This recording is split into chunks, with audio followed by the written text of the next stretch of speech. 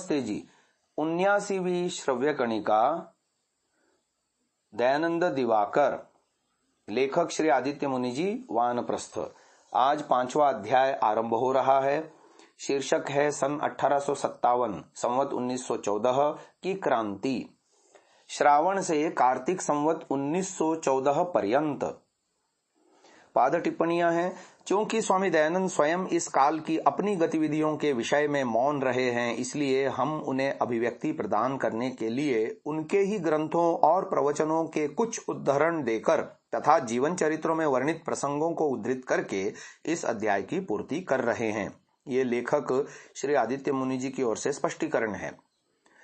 इस काल में स्वामी दयानंद उत्तर भारत में थे।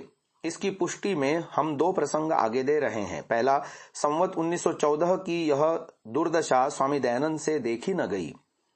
उन दिनों भारतीयों का बहुत जन धन लूटा जा रहा था।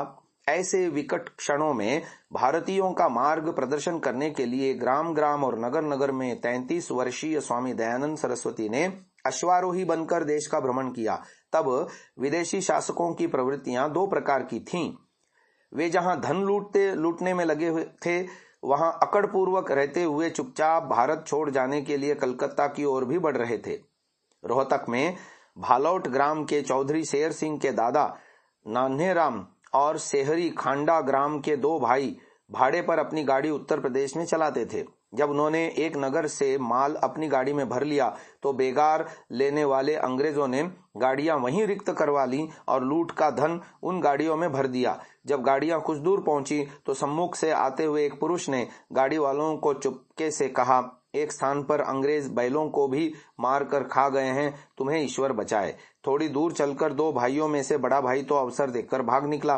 गाड़ियां आगे चलती रहीं। कुछ दूर पहुंचने पर श्वेत वस्त्रों में दो मानव, जिनका विशाल शरीर था, जिनमें से एक का गोल मुख और बलिष्ठ दिव्य देह था, श्वेत घोड़ों पर आरूढ़ हुए मिले। कहने लगे, तुम समय पाकर गाड़ियां छोड़कर भाग जाओ, आगे बचने की आशा नहीं है।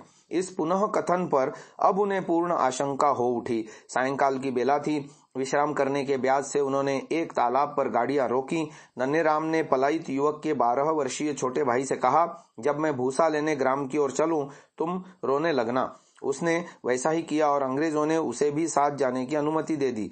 नन्हेराम जी ने अंग्रेजों के रुपयों की एक थैली बगल में दबाकर कंधे पर चादर डाल ली और बालक को लेकर ग्राम की ओर चले गए। रात ही रात वे 15 कोस चले। आगे जाकर उन्होंने घोड़ी मोल ले ली। दोनों घोड़ी पर बैठकर रोहतक आ गए। बैल और गाड़ियां घोड़ी बेचकर खरीद ली। फिर सीधे अपने ग्राम चले गए। संपूर्ण घटना घर आ सुनाई। भालौट रोहतक निवासी आर्य समाज के प्रधान श्री शेर सिंह जी का वक्तव्य, जो उन्होंने अपनी दादी को सुनाया था।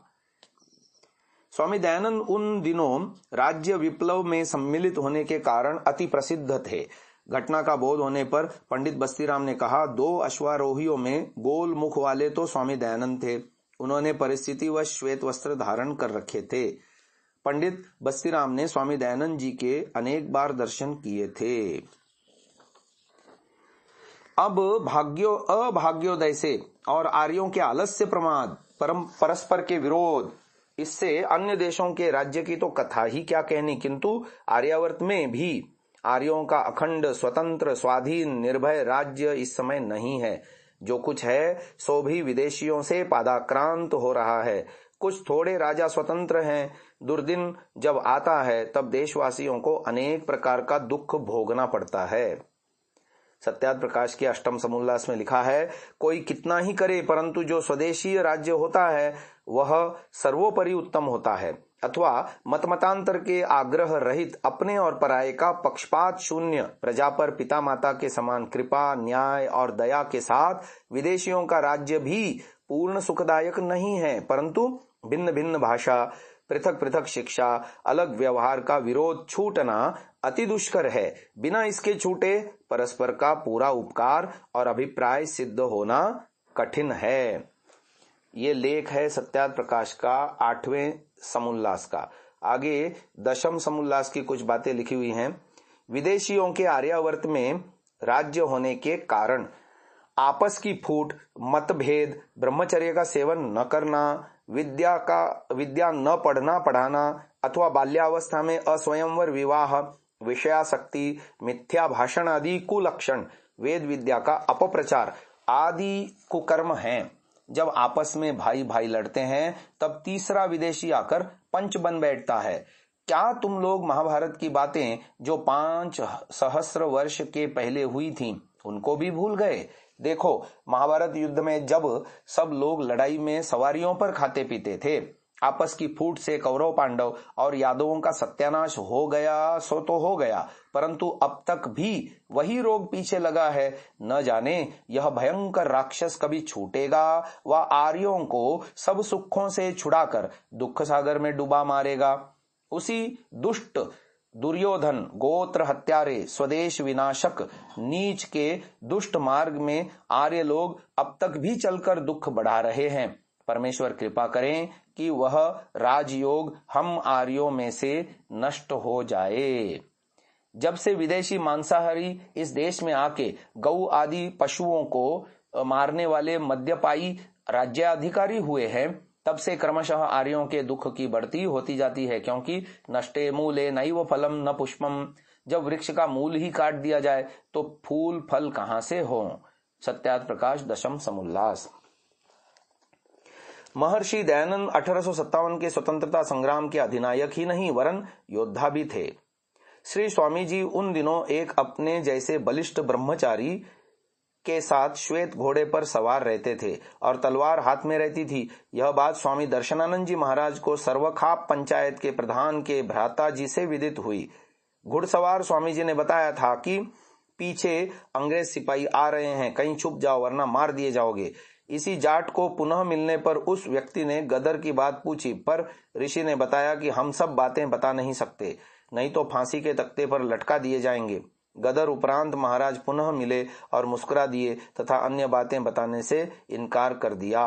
सार्वदेशिक साप्ताहिक 31 जनवरी का 1971 का अंक, पृष्ठ संख्या 8। महर्षि दयानंद निर्वाण शताब्दी अजमेर 1983 के अवसर पर जब हमने इस विषय में परोपकारिणी सभा के प्रधान स्वामी, तत्कालीन प्रधान स्वामी ओमानंद जी महाराज से पूछताछ की तो उन्होंने इन घटनाओं को सत्य बताया था और कहा था कि पहली घटना की खोज तो उन्होंने ही स्वयं की थी। इन घटनाओं में अस्वाभाविक कुछ भी नहीं है, क्योंकि ऐसे संस्कार स्वामी दयानंद में विद्यमान थे। यह निम्न प्रसंगों से स्पष्ट हो जाएगा।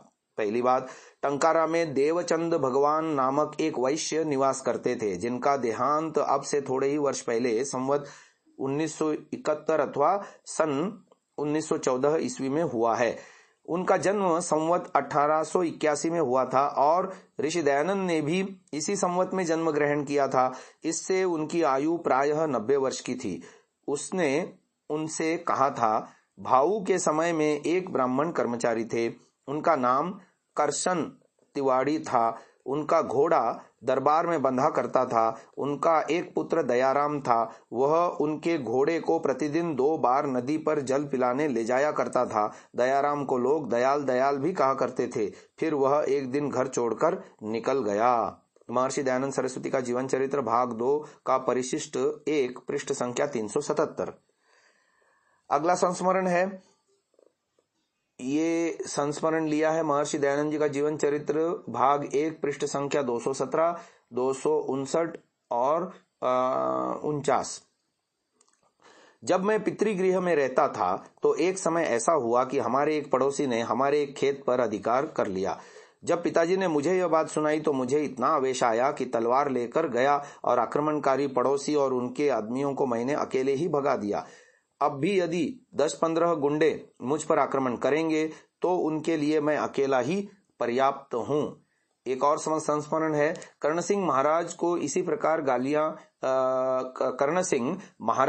प्रकार गालियां देने लगा। महाराज पद्मासन लगाए सुनते और हंसते रहे। कहते हैं कि उसने महाराज पर तलवार चलाई। तब महाराज ने गरज कर उसके हाथ से तलवार छीन ली और पृथ्वी पर टेक कर तोड़ दी और कहा कि कहे तो यह तलवार तेरे शरीर में घुसा दूं। अगला एक संस्मरण है, तुम यह मत समझो कि हम केवल साधु या फकीर हैं।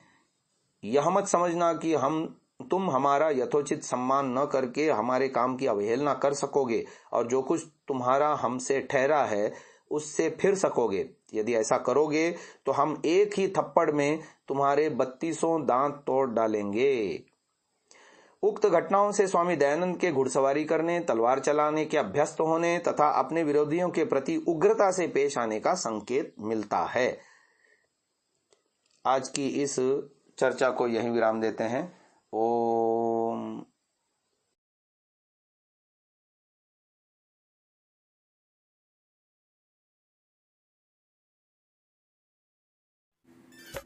डाउनलोड सांसा ऐप, आरवीरदल ऐप, विजिट sansa.org, rvirdal.in।